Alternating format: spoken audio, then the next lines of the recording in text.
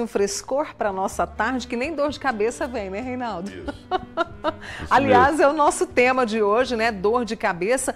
E eu arrisco dizer que são raras as pessoas que nunca tiveram um episódio. E para muitos significa parar a vida. Precisam se afastar do trabalho, o corpo padece com enjoo, calafrios, é muito complicado. E a gente vai tratar desse tema tão comum à população brasileira. Eu sei que você também sente, por isso esteja à vontade para conversar com o meu convidado, o Dr. Reinaldo Grinovich, que é neurologista, com a gente para poder explicar.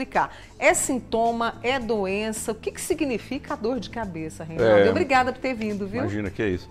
Ô, Mônica, é isso aí mesmo que você falou. O importante quando a gente tem dor, né, de forma geral, isso eu estou falando em medicina de forma geral, não especificamente na dor de cabeça, na cefaleia.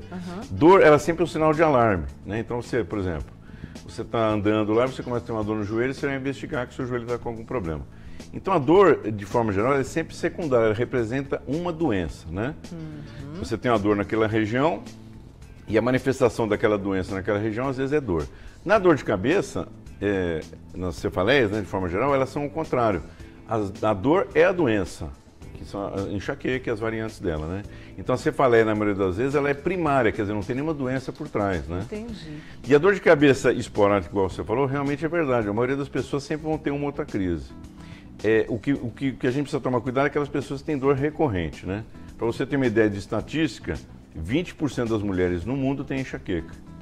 Então é muito alto, né? É uma incidência das mais altas que tem em medicina, né? Então é muito comum e recorrente. O importante da dor é assim, ela ser recorrente e se você tem uma dor que é inédita, súbita, muito forte, você tem que procurar sempre ajuda, né? Você falou de recorrente, o que eu devo observar? Se a dor de cabeça vem, por exemplo, 2, 3 vezes por semana, toda semana, o que eu devo observar? A gente considera, por exemplo, vamos falar especificamente da enxaqueca, que tem a característica clínica que depois nós podemos falar, mas enxaqueca ela é importante ou relevante, né, de merecer um tratamento profilático, um remédio para você tomar todo dia para evitar ter a dor, quando é mais de uma crise por semana, então são 4 por mês. Mas tem muitos pacientes que têm enxaqueca, clinicamente falando, e que têm 2, 3 crises por ano. E aí está tudo bem, sabe? Então, assim, a frequência que representa para nós uma necessidade de tratamento preventivo são mais de uma crise por semana.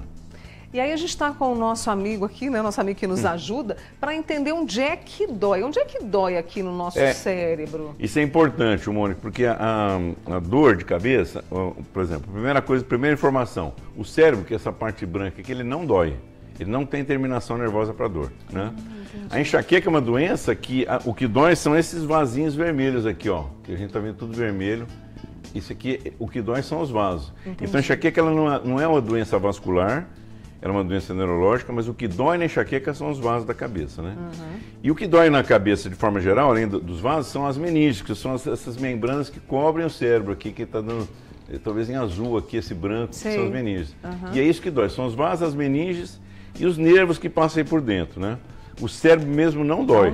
Ele não tem terminação nervosa para dor, né? E aí, claro que você deve, né, receber essa queixa lá no seu consultório, e aí o pessoal fala, ai, dói de cá, dói aqui, dói do lado, né, esquerdo, aqui atrás, são vários tipos. Isso é importante, a localização da enxaqueca ela é variada, né, porque pode doer qualquer vaso da cabeça, e normalmente as crises são hemicrâneas, de um lado só da cabeça, né? Não costuma ser sempre o mesmo lado, mas às vezes tem um lado que predomina. E pode ser bilateral, pode ser occipital, né, parte posterior, pode ser bitemporal, bifrontal. Ela pode ser variada a localização da dor e a enxaqueca tem uma característica que é interessante. Ela, ao longo do tempo, ela vai mudando a característica dela. Se você chega para mim e fala assim, ó, Reinaldo, eu tenho uma dor 25 anos que ela é igual, sempre no mesmo lugar que dói. Aí eu tenho que desconfiar que não é enxaqueca, embora tenha todas as características de enxaqueca. Porque a enxaqueca ela muda a posição, a maneira de doer, ela tem uma mudança ao longo do tempo, né?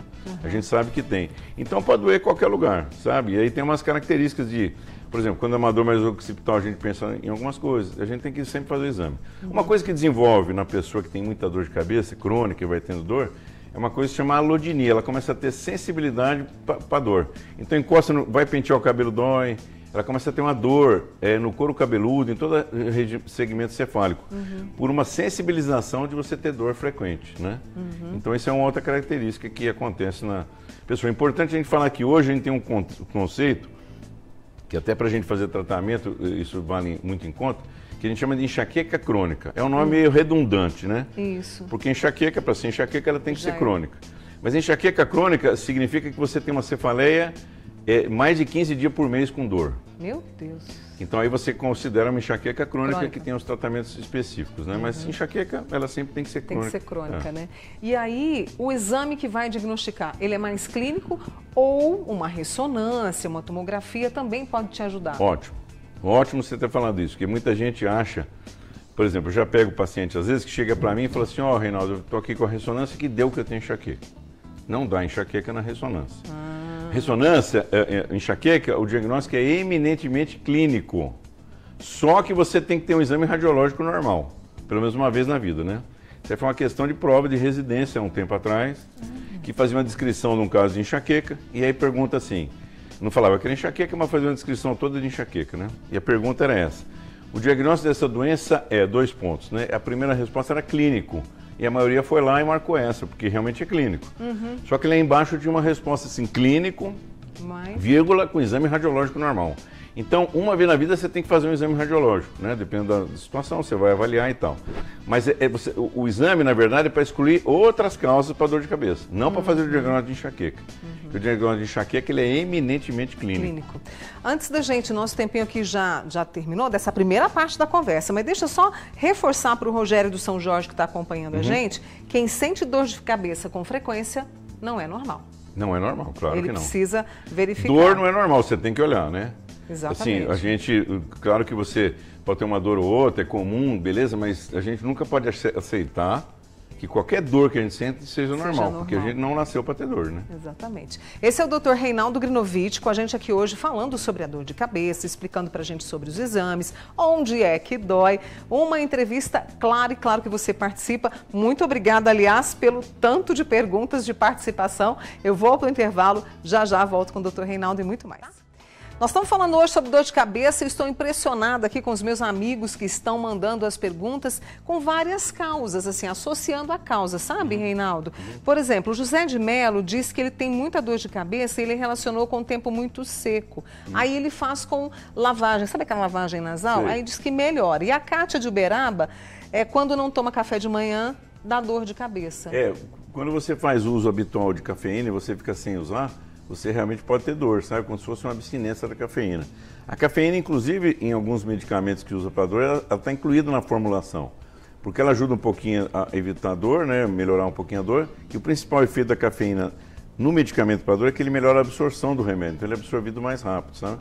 Por isso que alguns medicamentos têm cafeína. Em relação a lavar o nariz, deve ser, né? Provavelmente que ele tenha uma dor relacionada à sinusite. Não que a sinusite seja a causa, mas às vezes o fator que desencadeia. E quando ele faz a lavagem, ele tira a pressão, que ele consegue lavar, né? Aquela secreção, e a pressão diminui. Deve ser provavelmente ser isso, né? A sinusite traz dor de cabeça, né? Pode favorecer você ter dor, sem dúvida. A dor de cabeça da Miriam, ela percebeu depois da menopausa. É comum? É comum. E o tratamento é diferenciado? É um pouquinho diferente. A mulher, ela tem dor, normalmente, quando, por exemplo, existe, a maioria das mulheres, vamos falar, enxaqueca é mais comum nas mulheres, né?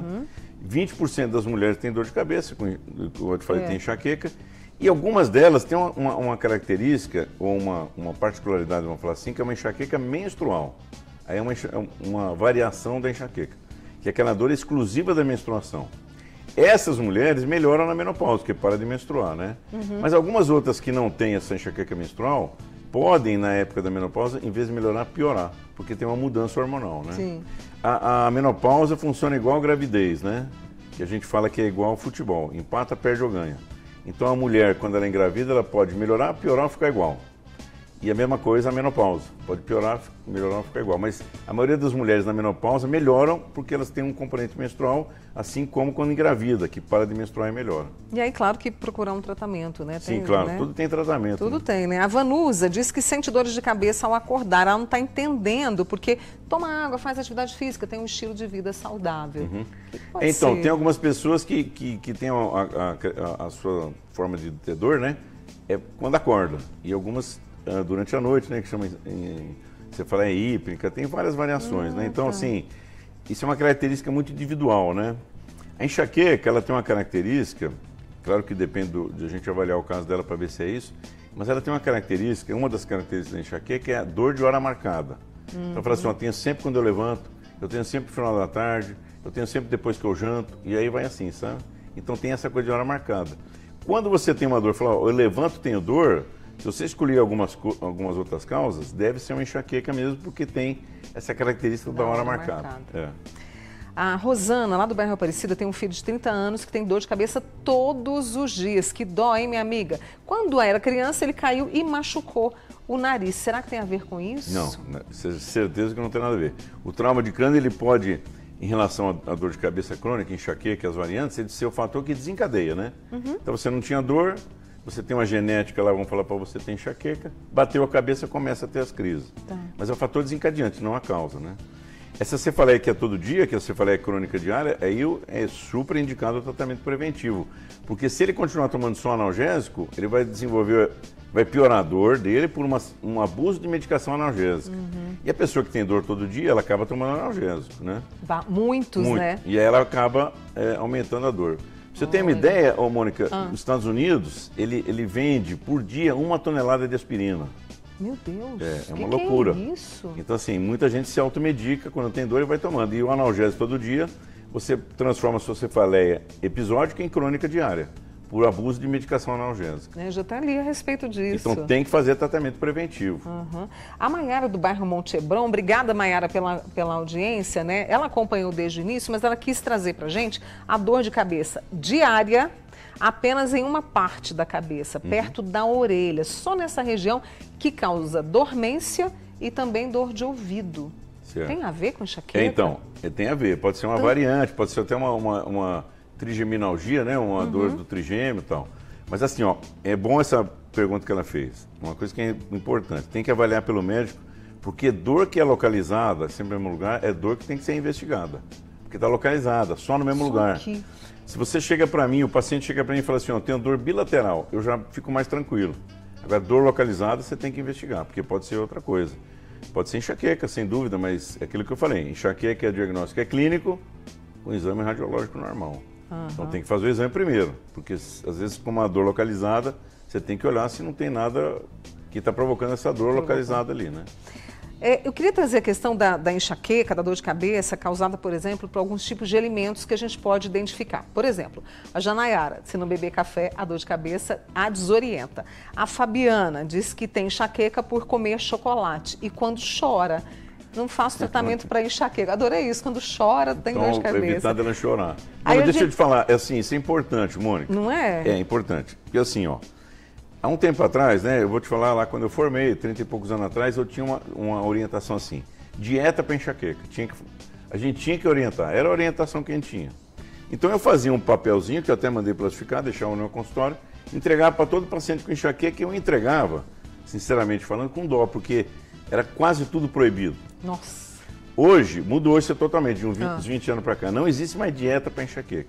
Então, você tem que estabelecer uma relação temporal entre o alimento e o início da dor, né? Então, eu falo assim, ó, chocolate dá dor, beleza. Então, você comeu agora 3 horas, até 4h30 tem que vir a dor. Senão, não é o chocolate, entendeu? Entendi. Como é que eu sei se a pessoa tem uma relação com a enxaqueca, com o alimento ou não? Muito fácil, pergunta para o paciente. Tem algum alimento que provoca dor? Se ele parou para pensar, porque ele não tem. Porque a pessoa que tem me fala assim, chocolate, melancia. Tem um paciente meu que ele falou que devia a melancia na feira e já tem a dor, né? Então, assim, tem que ter... O importante é assim, não existe mais dieta para enxaqueca, mas você tem que estabelecer a relação temporal. E aquele alimento que você provoca, você tem que evitar. Na alimentação é importante não ficar em jejum, porque o jejum provoca dor, e evitar a refeição muito copiosa. Se você fizer, por exemplo, comer 5 pratos de feijoada, talvez você vai ter dor porque é refeição com muita gordura. Muita gordura. Muita quantidade, aí você pode ter dor. Mas a enxaqueca e dieta não existe mais, isso aí está proscrito há muitos anos. Bebida alcoólica? Mesma coisa. Você tem que perceber se aquela bebida alcoólica tem dor, passou um pouquinho. O que é muito comum é a pessoa ter dor da ressaca, né? Mas é por desidratação, é um outro mecanismo. E outra coisa, essa coisa da bebida alcoólica é importante você falar, porque existe... O cara fala, eu bebo tal marca de cerveja me dá dor, outra marca não dá. Realmente é verdade. Não é tanto pelo álcool, é mais pelas substâncias que tem na cerveja. Então tem algumas que tem uma cevada, mais cevada, menos cevada, tem um lúpulo diferente. Então você pode realmente ter diferença por marca, não é Isso não é fantasia não, realmente é verdade. Realmente acontece, né? E aí a Rogéria, coitada, você já viu o programa da fibromialgia? Eu falei coitada com o maior carinho, viu, Flor? Porque eu sofro a sua dor. Ela tem fibromialgia e aí tem associado também a dor de cabeça constante. Aí ela falou do amendoim que da enxaqueca. Essa associação é interessante você estar falando, porque é muito comum. Fibromialgia com enxaqueca. Para explicar de forma geral. A gente tem um sistema no cérebro, que é o sistema de circuitaria elétrica, né? Que ele chama Sistema Analgésico Central. Então você tem que estar esse sistema funcionando para a gente estar aqui, igual nós dois estamos, uma sensação de bem-estar, né? Então, uma das teorias, né, de dor crônica, por exemplo, fibromialgia, enxaqueca, doenças que provocam dor crônica, é porque a gente tem uma falha nesse sistema de alguma forma, que ele não se mantém ativo ou na atividade correta que tem que ser. Então é muito comum a associação de fibromialgia com enxaqueca. Fala assim, porque quem tem enxaqueca tem mais chance de ter fibromialgia, ou o contrário também. Entendi. Porque você tem uma falha nesse sistema analgésico central, que é uma circuitaria elétrica, né? O cérebro todo trabalha com o princípio de energia elétrica, e esse sistema, quando ele está reforçado e funcionando bem, você evita de ter dores, de forma geral, principalmente as crônicas. Então, é comum a associação fibromialgia e enxaqueca por uma falha, talvez, nesse sistema analgésico central. E aí é um tratamento muito específico, né? Mas tem. Tem. Nossa amiga. Você faz alguns tratamentos que costuma... normalmente você faz um tratamento combinado, né? Medicações que atuam nas duas frentes, doenças. né? Como a Elaine também, que o estresse dispara a dor de cabeça e ela tem a fibromialgia que causa mais intensidade. A Jussara, de 51 anos, ela diz que tem dor de cabeça desde os 14. Aí faz ressonância e até agora ninguém descobriu nada, mas é uma clássica enxaqueca. Isso, pronto, você matou o diagnóstico. Se faz enxaqueca e dá sempre normal, que é uma cefaleia primária. E não é que não descobre nada. Você não vai achar nada no exame. O diagnóstico é clínico, né? Mas você não achar nada não significa que você não vai fazer tratamento. Uma coisa que você falou lá no começo, assim, enxaqueca tem tratamento? Tem. Tem cura? Aí é coisa diferente, porque cura a gente fala de doença que a gente sabe a causa. E eu vou te falar, Mônica, sinceramente, em medicina, o que tem cura são doenças infecciosas. Você tem o bicho lá, matou, acabou. O resto é tratamento. Então, cura, a gente busca cura, claro, evidente, mas a gente busca mais tratamento e melhorar a qualidade de vida, né? Hoje o que a gente tem? Medicamentos avançados, inclusive tem injetáveis também para dor de cabeça. O tratamento de enxaqueca mudou muito, a gente tem muitas opções de medicações, né, que a gente faz diariamente, né? Você tem que mudar hábitos de vida, né? Incluir atividade física. Nossa, é bom demais. Por que a atividade física melhora? Porque ela libera beta-endorfina, que reforça o sistema analgésico central que eu acabei de falar, né? Então, a atividade física é fundamental, principalmente aeróbica. Hábitos de vida saudáveis, de alimentação regular, tal, sono regular e os medicamentos preventivos. Hoje tem esse medicamento novo, que é um anticorpo monoclonal, que você injeta subcutaneamente uma vez por mês e que ele vai direto na causa da dor da enxaqueca, principalmente a crônica, né? Aquela pessoa que tem dor há muitos anos, que está dor quase todo dia. Porque ele inibe o peptídeo inflamatório, que é o desencadeador de toda a cascata da dor. Então, é um remédio que é alvo específico. Ele age só nesse peptídeo inflamatório do cérebro. Então, o que eu quero dizer com isso? O efeito colateral é zero e a ação dele é espetacular, porque ele muda a vida da pessoa, sabe? Totalmente. A Francisca sente dor de cabeça sempre. O problema é que é caro. Então. Eu não ia falar, mas ele falou. O problema é esse, não é tão acessível quanto a gente gostaria, né? A Francisca, ela disse que tem dor de cabeça sempre também, fez exames e ela já teve uma fratura craniana. Tem medo. O que você pode falar para a Francisca? Então, quando você tem, que nem eu te falei, quando você tem um trauma, né, e você, por exemplo, tem uma tendência a ter enxaqueca, e você tem um trauma com fratura, você vai aumentar a chance de ter dor. Porque existe um aforisma na enxaqueca, que vale para epilepsia também, que assim, quanto mais crise você tem, mais você terá. Então, tudo que faz você ter dor, e fratura de crânio dói demais. Imagina. Porque você rompe o periósteo, que é o que dá dor, né? Inervação muito para a dor. Então, quando você tem uma fratura de crânio, você pode fazer sua dor ser episódica e crônica diária, porque você está com aquela dor constante. Então, é um fator que não é que causa enxaqueca, mas agrava ela, porque faz ela ficar mais constante. Entendeu? Reinaldo, eu até já fiz essa pergunta para ele pessoalmente, né? Porque eu também tenho crises de dor de cabeça e a gente sempre tem um medo que é do AVC. Certo. Por exemplo, a idade pode piorar a dor de cabeça e levar a isquemias? O que você pode dizer para a gente a respeito? A enxaqueca, ela, como eu te falei, é uma doença vascular. Então, existe uma forma de enxaqueca que você tem enxaqueca com aura. Então, quando você tem a dor, você tem uma vasodilatação.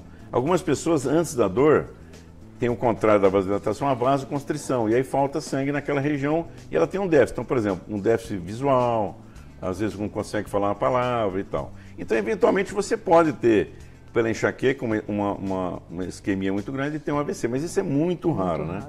Em relação à idade, com a idade você aumenta a chance de ter AVC, mas com a idade você diminui a chance de você ter enxaqueca, porque enxaqueca é uma doença que quanto mais idoso, menos chance de ter dor, porque vai acostumar, assim, a dor vai melhorando com a idade, é muito raro alguém piorar da dor com a idade, porque a idade vai melhorando.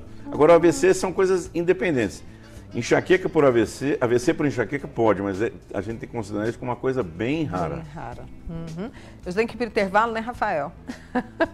Eu vou para o intervalo, já volto aqui, olha, com a Sueli, a Alice Salles também, a turma toda comentando. Muito obrigada pela participação. E o doutor Reinaldo, vamos tomar um pouquinho de água, já a gente volta.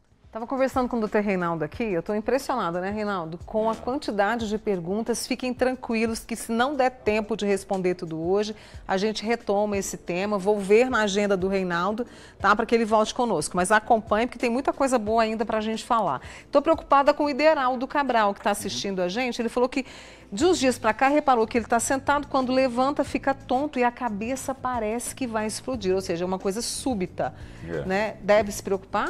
Assim, tem que avaliar, porque quando você tem uma dor que ela é súbita e inédita, e quando você muda de posição dói, você tem que avaliar. Somente nessa coisa de você estar na posição sentada ou deitada e levanta e tem dor, você pode representar uma hipotensão licórica. Que é? Né? O líquor que corre dentro da coisa pode ter uma baixa na pressão. Entendi. Então pode ser alguma coisa, a gente tem que olhar. Assim, a regra, toda dor que você tem súbita, né, que você não tinha antes, e que vem de forte intensidade, que você fica meio incapacitado, você tem que olhar. Não pode deixar passar, porque o diagnóstico, né, na medicina, quanto mais precoce, melhor. Né? A Luizabeth contou a história aqui pra gente, a cabeça dela parecia que ia explodir em certas situações. Ela fez tomografia e veio um resultado que dizia que havia ovos de solitária e que estavam calcificados. Ótimo, beleza, porque o ovo de solitária calcifica, né? Isso. A gente come o ovo de solitária, não é na carne de porco não, é na verdura e na água contaminada. A gente pensa que na carne de porco não é. E aí ele vai para a cabeça ou para a musculatura. E aí o nosso organismo mata e calcifica. Como ele calcifica dentro do cérebro, como eu expliquei lá, o cérebro não dói. O ovo de solitária ela tem, né? Ótimo não, tranquilo, mas não é a causa da dor. Porque o ovo de solitária só poderia doer se ele fique vivo durante um tempo. Mas ele calcificar significa que ele já morreu. O organismo matou, o que sobrou da briga entre ela e o ovo de solitária é a calcificação.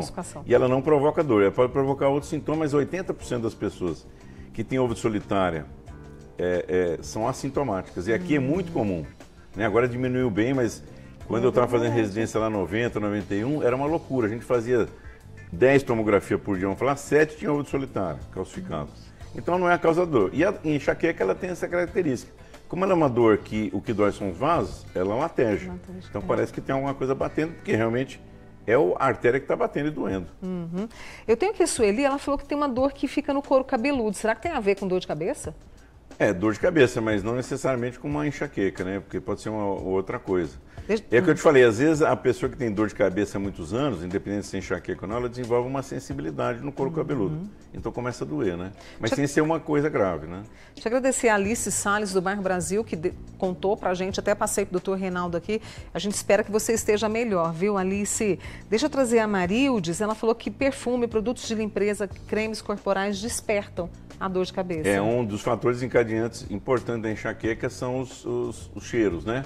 Perfume, então, os fatores que desencadeiam a enxaqueca é você não dormir bem, você ficar sem alimentar, perfume em algumas pessoas, em alguma coisa, algum alimento, né? O estresse é o principal fator, né? E eu falei aqui com o primeiro, mas o principal, sabe, que a gente precisa levar muito a sério, é o sono. A qualidade do sono é fundamental, porque se você dormir mal, ou dormir mais do que o normal, você pode ter enxaqueca. Tem muito paciente que chega para mim e fala assim, Reinaldo, eu tenho mais dor no fim de semana, quando eu durmo mais. Justamente porque ela diz que dorme mais do que o normal. Então, a qualidade do sono é fundamental para você ter um tratamento eficaz da enxaqueca, né? Voltando a falar, atividade física, alimentação regular e sono regular.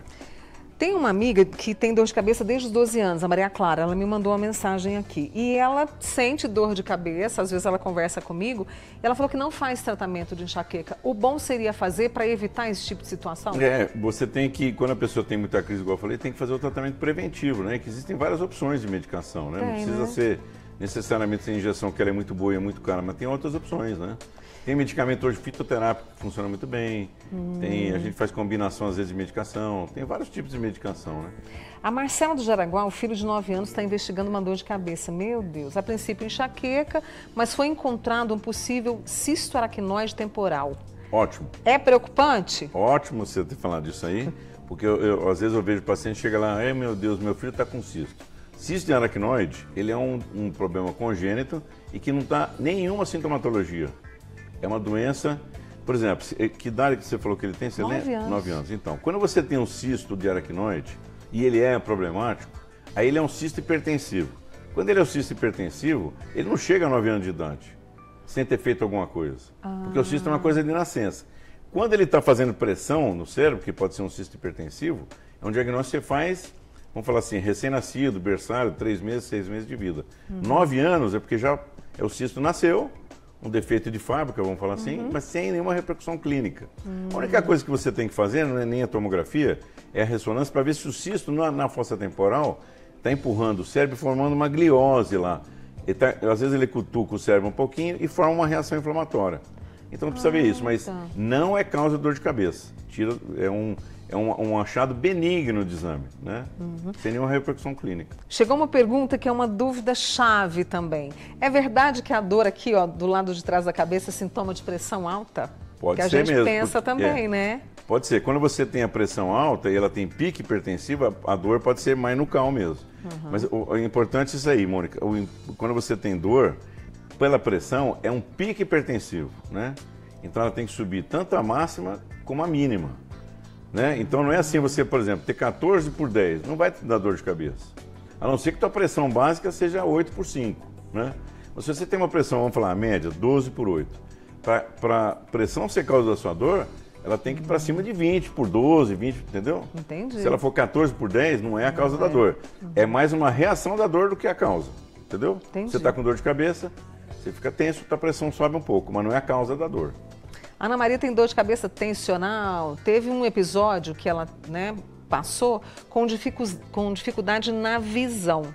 Ela tem, desde os 12 anos, está com 46. O que pode resolver? Então, aí existe essa confusão de termos, né? Porque a gente fala assim, antigamente a gente fazia uma separação assim. Enxaqueca ficava de um lado, cefaleia tensional do outro, né? Como se fossem duas doenças diferentes. Hoje a gente sabe que não é assim. O paciente que tem cefaleia crônica, ele tem as duas. E ele migra de um lado para o outro, né? Agora, se ela tem problema visual, antes da dor ou durante a dor, nunca é tensional, é mais pro lado de enxaqueca. Esse é o Dr. Reinaldo Grinovich. Estou sentindo encerrar a entrevista com ele, mas vou pedir para ele voltar para a gente continuar essa prosa, juntamente com as perguntas que você deixou, e a gente vai falar mais sobre essa queixa. Pode ser, Reinaldo? Combinado.